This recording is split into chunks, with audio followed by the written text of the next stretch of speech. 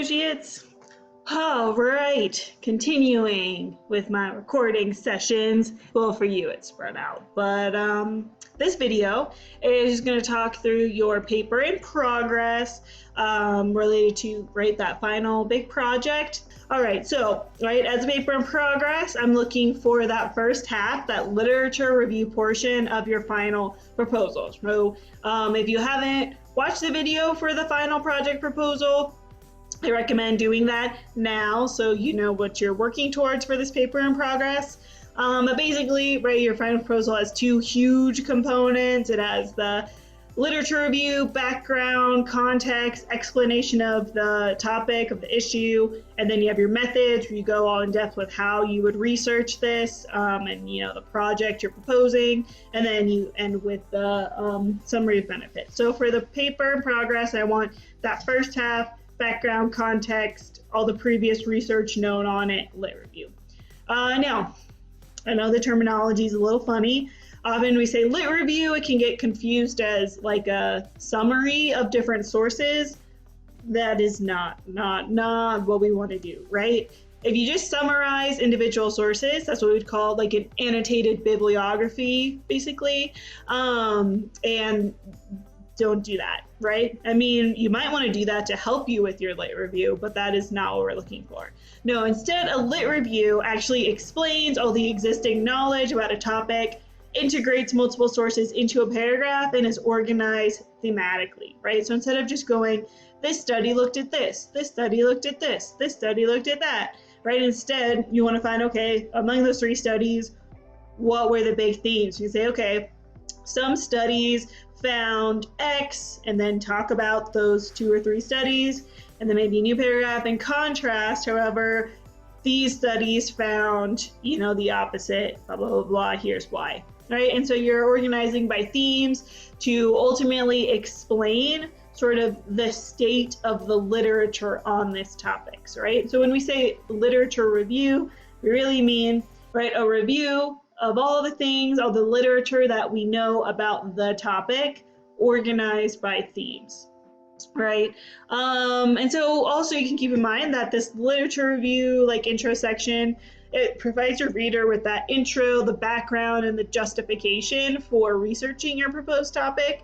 So that's why you don't just want to summarize individual sources in these pages. Instead, use all the sources and what you're learning from them to provide that background and justify, out of all these sources, here's, this gap in the research that my proposal could fill, right? And I have some examples of just various literature reviews that I have written and whatnot for you to look over on Canvas. Okay, so tasks. First, really important, I want you to develop a clear purpose statement for your proposal. So these are things that orient your reader to the point of your document, return to the book and the lecture on purpose statements. Remember, it's that nice declarative, this document is going to do X and it's going to help Y, right? Because for the most part, purpose statements, you want them to have show up in that first 10% of a document. So if your extended proposal is 10 or 12 pages, your purpose statement should really be on that first page and a half, right? So I do have some examples you can read over, of course, but the purpose statement should say something about, with a nice strong verb, that it will inform, explore, research, identify, educate, persuade, right? One of those really strong, purpose-oriented verbs. And then, inform educators about the difference, and this would be my, outcomes. Okay, cool. Here's my core topic here, right? And then you can follow that up with, here's a little overview of the benefits. So think about your purpose statement as, if you're at a networking event or something, and they ask, what's a project that you've completed?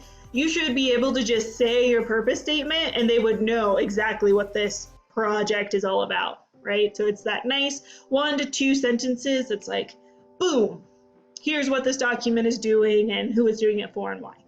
Okay, so definitely read through those and kind of give me a shout out if you want some help drafting your purpose statement. Okay, so then the second task is to basically build on that outline from your pre-proposal memo to complete the lit review portion. So on that pre-proposal memo, you created a nice strong outline with the different content areas and topics you need to cover for the background.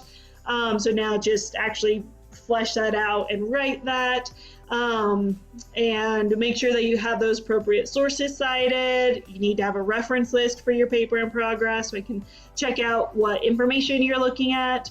And basically, you need to persuade me to care about the topic with data, previous experiments and research done. You could also use theoretical perspectives. You'll find a lot of those in the database. And really setting up by the end of your literature review, I should understand, here's all the things that we know about this topic based on this previous research and literature. Here's the gap that this proposal will fill. Got it? All right, let me make questions. Okay, so expectations, looking at 4 to 5 pages, double spaced for this, right? Because remember, 10 to 12 total for the proposal. So if you do 4 to 5 for this intro, background, context, then you can do another 4 or so for the method section, and then you'll have 1 to 2, maybe 3 for the summary of the benefits and the conclusion and wrapping it up, right? So it's basically like the first half-ish. Now you're not necessarily locked in. You might change some of the content, especially as I give you feedback on this document, so you'll revise it for the final, but this paper in progress really should be like a pretty polished, like this is what you would probably turn in for the final. And then you can go back and revise it based on what I say. So your paper in progress should not be bunches of incomplete sentences and just more outlines. Like I want a fully, written 4 to 5 pages. Cool.